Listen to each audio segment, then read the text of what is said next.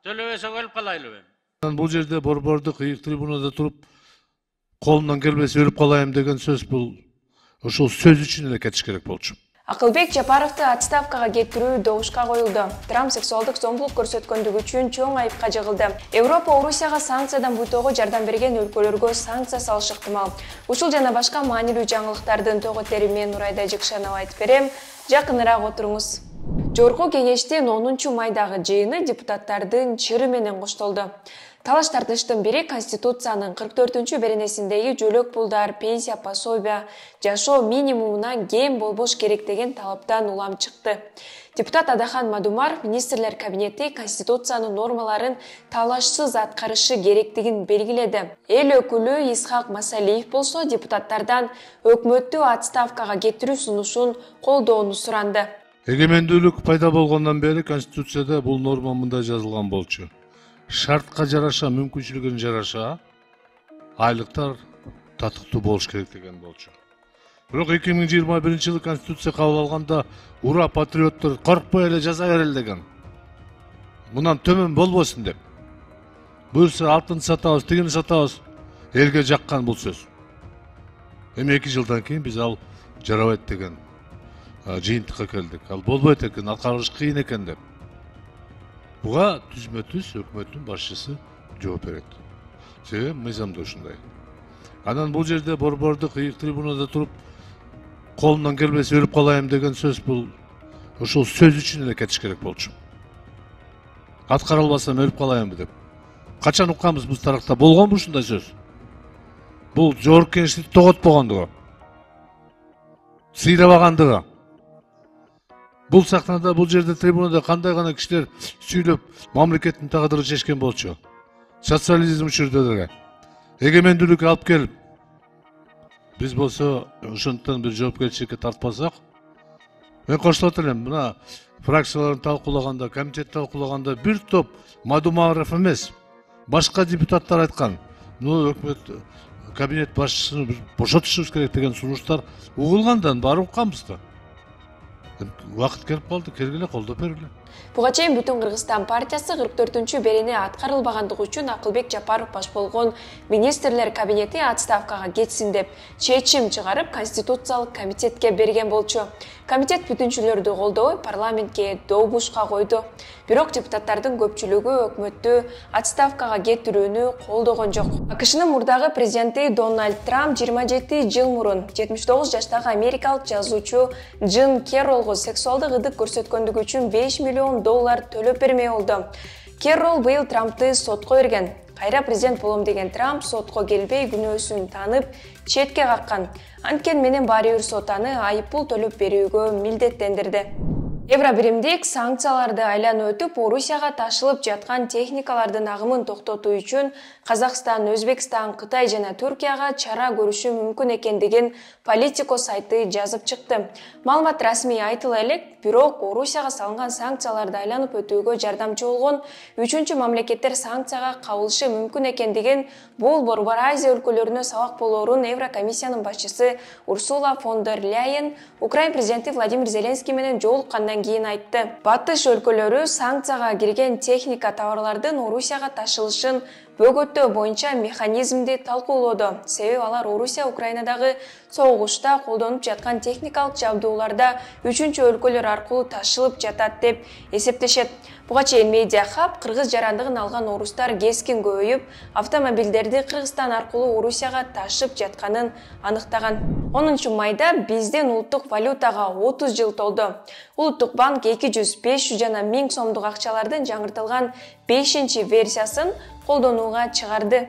Акчаларда Кыргызстандын тарыхый маданий мурастарын чагылдыруу өзгөрүүсүз калтырылып, алдыңкы бетиндеги искусство жана маданият өкүлдөрүнүн портреттери, арткы бетинде өлкөнүн ажайып кооз жерлери ошол бойдон сакталды.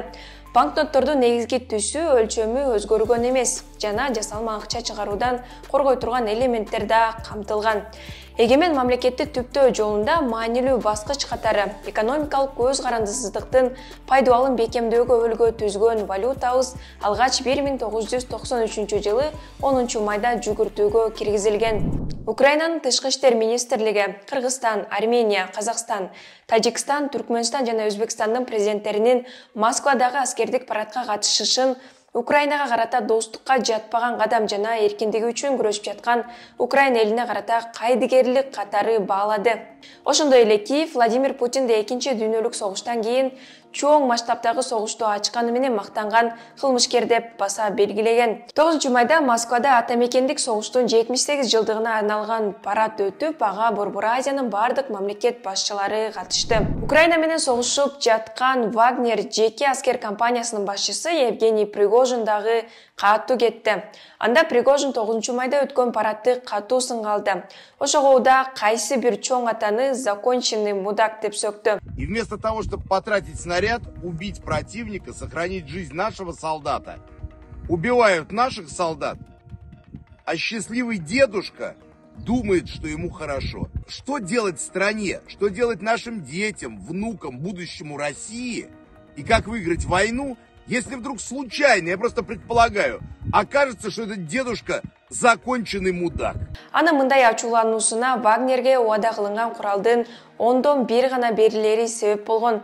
Баары кайсы чоң атаны каарып атат деп талкуулашканы менен жандырмагы татаал эмес. Биринчиден, орус бийлигинин эң чечүүчү кызматындагылардын аксакалы жашы 70тен ашкан Путин. Экинчиден, оппозиция. Тагыраагы Навальный Путинди дайыма чоң ата деп сыпаттап, бул көпчүлүктүн көңүндө синип кеткен эле. Бул ачык каяшага азырынча Кремль жооп бере элек. Президенттин маалымат катчысы Дмитрий Песков аны көрө электиги менен түшүндүрдү. Ошентип азыркы маалга карата орус аскер күчтөрүнүн жиктелүүсү болуп көрбөгөндөй ачыкка чыкты. Бул Украина ана-мына контур чабуул коет деген күндөргө туш келүүдө. Пригожин өзү да Украин контур чабуулу катуу болоорун эскертип атат. Ош базардагы Кыял базарында коррупциялык схема аныкталып, анын мурдагы башчысы, базардын 3 контролеру жана учурда иштеген 2 кызматкер кармалды. Улуттук коопсуздук комитети маалымдагандай, кармалгандар байуу максатында имараттарды мыйзамсыз сатып, ижарага берип, ишкерлерден жана соодагерлерден такай мыйзамсыз акча чогултуу схемасын уюштуруп алышкан. Учурда мекемелер аралык комиссия мамлекетке келтирилген чыгымдын так суммасын аныктоодо. Президенттин аппаратына караштуу Кыял улуттук элдик көркөм кол өнөрчүлүк бирикмеси мамлекеттик ишканасы Советтер Союзунун убагында эле кол өнөрчүлүктү өнүктүрүү максатында түзүлгөн. Жогорку кеңеш 10 майда талаш тартыш менен президент эмгилеген элдик курултай мыйзамын биринчи окууда кабыл алды. 15 мартта аталган мыйзам долбоору биринчи окууга коюлганда депутаттар добуш берүүнү токтотуп, депутаттык топ түзүшкөн болчу. Топтун башчысы депутат Жанар Акаев экинчи окууга мыйзам долбоорунун башка версиясы коюларын билдирген. Ал эми Бүтүн Кыргызстан фракциясынын депутаттары жумушчу топтун түзүлгөнү өзү мыйзамсыз экенин айтып, добушка коюудан мурда элдик курултай мыйзам долбоорунун жаңы вариантын ачыктоону талап кылышты. Жанар Акаев өз сөзүндө жаңы версия экинчи окууда депутаттарга сунуш кылынаарын айтып, анда курултайчылардын ыйгарым укуктары кыскарды деп ишендирди. Акаевдин айтымында 22 берене 15 беренеге чейин кыскартылды.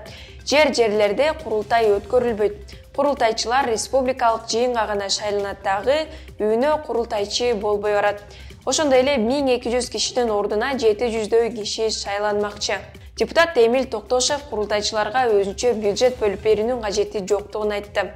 Ошондой эле ал интернет заманында курултайдын канчалык зарылдыгы бар деген суроону койду. Курултай мыйзамы керек деп аны колдогондор да болду. Ал эми президенттин кеңешчиси Чолпонбек Абыкеев мыйзамды президент өзү сунуштап жатканын эске салып турду. Ошол эле маалда Абыкеев депутаттарга элдик курултай эч бир бийлик бутагына кирбейт деп ишендирди. Депутаттардын талашып тартышып жатканы да жөн жерден эмес. Эл өкүлү катары жогорку кеңеш турганда анын фракциясын алып жүргөн элдик курултайдын эмне кажети бар деген маселеде болууда.